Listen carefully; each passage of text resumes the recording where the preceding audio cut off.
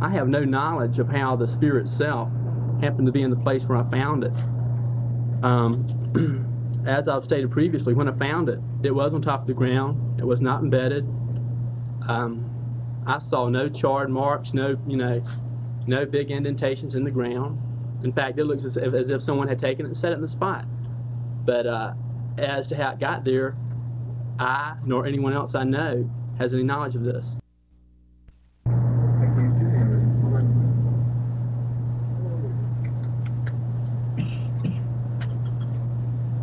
Off the table? As I understand it, it moves around the table, won't fall off the edge. I'd like Dr. Harder, who's our scientific expert, to say more about that. Yeah, but visually, yeah, it comes up as the fact that, you were making what I have to say is... The bizarre story of this mystery sphere spread like wildfire through the international media. On May the 26, 1974, Terry Matthew Betts, a 21-year-old pre-med student, along with his mother Jerry and his marine engineer father Antoine, were inspecting the damage caused by a brush fire that had raged across an 88-acre swath of woodland that they had recently acquired on Fort George Island, which is east of Jacksonville, Florida. They stumbled across a peculiar, highly polished metal orb that was just under 8 inches in diameter. The only delineating mark that the three could find on the eerily unblemished object was an elongated triangular shape stamped into its surface. The Betts family wondered whether or not they might have stumbled across some kind of downed NASA or maybe even Soviet satellite. Perhaps they even speculated that the friction-induced heat of this object plummeting from its orbit might have had something to do with the fire that had ravaged the property. But none of them could find any signs of an impact crater or any indication of collision or heat damage on the gleaming metal globe. They took the object home, where Terry then placed the orb on a window seat in his bedroom, and there the anomalous object remained for 2 weeks, when Terry decided to entertain his friend, Teresa Fraser, with a guitar recital in his room, eliciting some unusual reactions from the orb. As he began strumming his guitar, the metallic ball started to vibrate like a tuning fork, and began emitting a throbbing sound in response to certain notes. This sound was accompanied by what seemed to be an inaudible resonance that disturbed the Betts' family dog. They believed that this orb was also producing high-frequency waves, as their female poodle would whimper when she got close to the orb, and she would try to use her paws to cover her ears. The family began to notice some of the sphere's other peculiar attributes. They observed that when the orb was pushed across the floor, it would stop, vibrate for a moment, change direction, often more than once, and invariably return to whoever first rolled it. On one occasion, it rolled for 12 minutes straight without a single pause. The family also noticed that it appeared to be responsive to weather conditions, becoming more active on bright days as opposed to overcast days, as if it were being directly affected by the solar energy. Terry then began to conduct a series of experiments on the object. He tapped the orb gently with a hammer, which resulted in a bell-like ringing sound.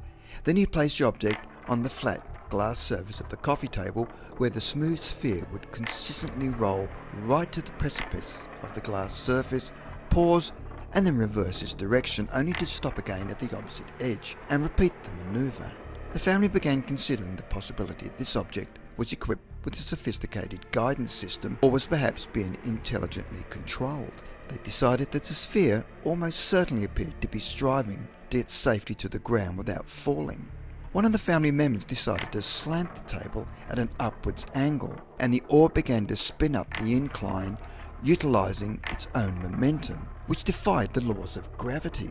It also showed a sensitivity, whereas if you shook the ball vigorously and then placed it on the ground, it acted like a huge Mexican jumping bean trying to get away from it. The orb seemed to have an eerie resemblance to the reported World War II aerial phenomenons known as Foo Fighters. During World War II, Allied and enemy aircraft pilots began to describe frightening encounters with small, glowing silver-coloured spheres in the skies over Germany and the Pacific.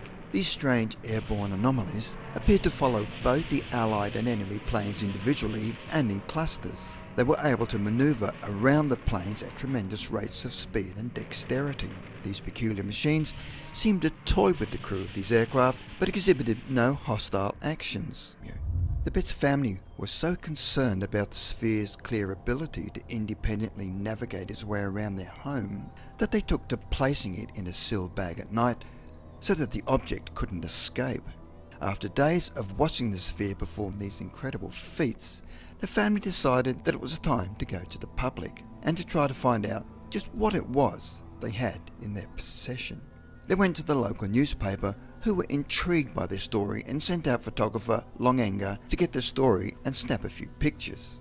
Mrs. Betts instructed Enger to give the ball a little shove across the floor. She told him to put it on the floor and give it a push. It rolled a short distance and then stopped.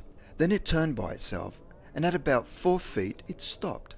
Then it turned again and rolled to the left about 8 feet, made a big arc and returned to his feet. Enger examined the steel ball and could find no seams and no indication of a manufacturer on the surface, save for a triangular symbol stamped on its side. As soon as he relayed his story to his editor, the paper published its account, and within days it became a worldwide story. Representatives of both the US Marine Corps and NASA contacted the Betts family, as did UFO investigators representing the Aerial Phenomena Research Organization known as APRO, and unanimously left intrigued by the sphere's strange abilities. A Marine spokesman admitted on television that the ball had behaved strangely in his presence and conceded that he was unable to explain its origin, and an official press release issued by the Marines publicly stated that the ball was not the property of the United States government. The sphere stayed in the Betts family home until an unusual series of events forced the family to wonder whether the orb was capable of channeling or unleashing supernatural forces, as things took a weird turn.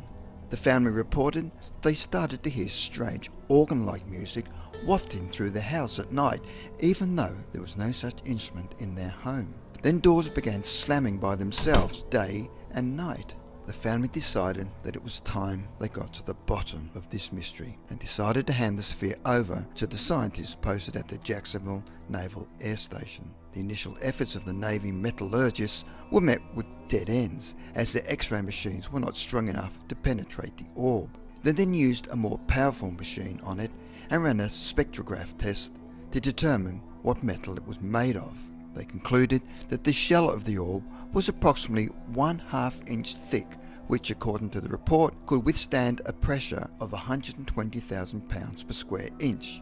The alloy is a magnetic nickel-bearing stainless steel designed for heat treatment to the highest mechanical properties and corrosion resistance. The Navy team's powerful X-ray also discovered 2 round objects inside the sphere, surrounded by a halo made of a material with an unusual density. And it also had 4 magnetic poles. 2 positive, 2 negative.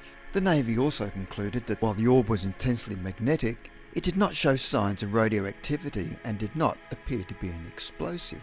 At this point, the Navy scientists wanted to cut into the object to get a better look, but the Betts family steadfastly refused. The Navy returned the sphere, and questions remain as to the origin and identity of the strange object. At this point, the Betts family began to seriously consider the possibility that they were in possession of a genuine extraterrestrial technology.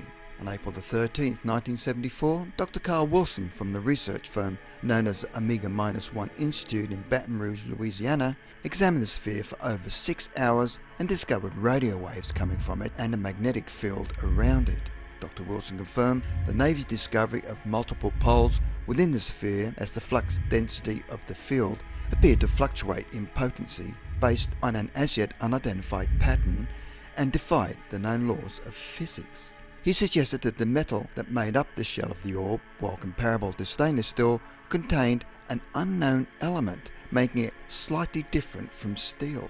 Dr. Wilson also witnessed the sphere's ability to propel itself across surfaces and abruptly change directions. One of the theories posited was that it might be a damaged extraterrestrial probe, or perhaps even some sort of anti-gravitational device. Finally, the Institute's findings regarding the identity of the mystery sphere were just as inconclusive as the Navy's, and the Betts family were no closer to the truth.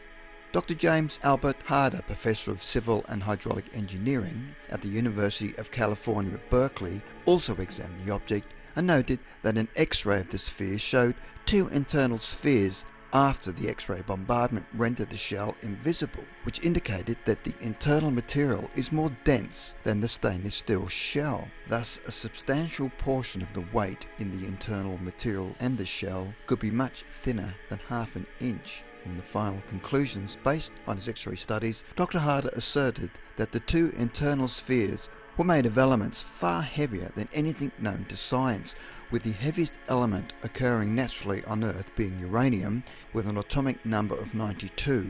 Harder claims to have determined that the Betz sphere has atomic numbers higher than 140.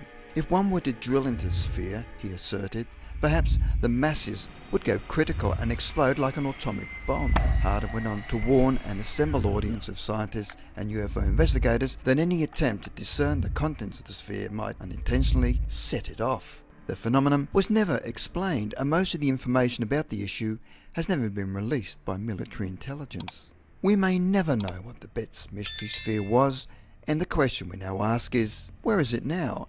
And whatever happened to the sphere? Is Terry Betz or one of his relatives still in possession? Maybe it's just collecting dust in someone's basement, just waiting for someone to discover its secret and true purpose on Earth.